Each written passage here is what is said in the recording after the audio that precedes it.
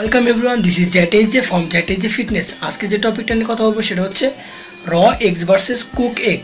ডিম রান্না করে খাওয়া ভালো নাকি কাঁচা খাওয়া ভালো, এটাই হচ্ছে আজকের ভিডিও টপিক।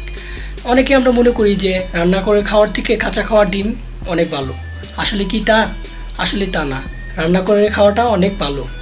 আপনার কাঁচা ডিমের মধ্যে অনেক সাইড ইফেক্ট আছে। সাইড ইফেক্টগুলো আজকে আমি তুলে ধরবো। কাঁচা ডিমের মধ্যে থাকে সালমোনেলা নামে ব্যাকটেরিয়া, যা আমাদের নানাভাবে ক্ষতি করে থাকে।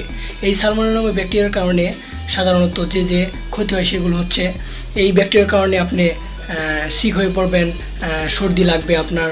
এটা আপনার একটা দুটা খাওয়ার কারণে হবে না। মান্থলি যদি আপনি এরকম কাঁচা ডিম খেয়ে যান তাহলে দেখা যাবে যে আপনি অসুস্থ হয়ে পড়তে পারেন। এর কারণে আপনার ডায়রিয়াও হইতে পারে।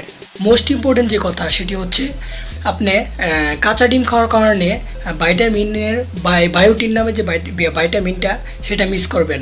আর সেটা হওয়ার কারণে আপনার চুল পড়তে পারে, স্কিনের মধ্যে র্যাশ হইতে পারে।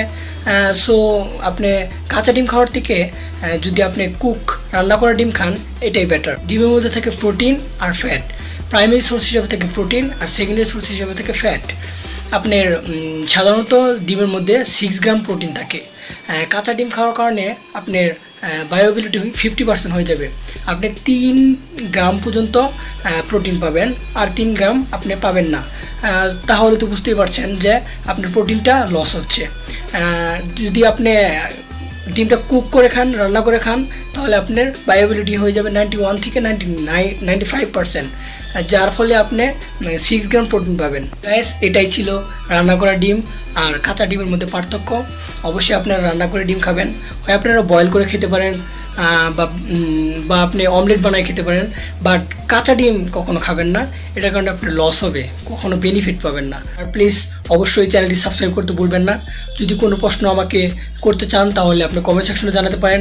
অন্য কোনো টপিক সম্পর্কে যদি আপনি জানতে চান, আপনি কমেন্ট সেকশনে জানাতে পারেন। গাইস, থ্যাংক ইউ ভিডিওটা সম্পূর্ণ দেখার জন্য।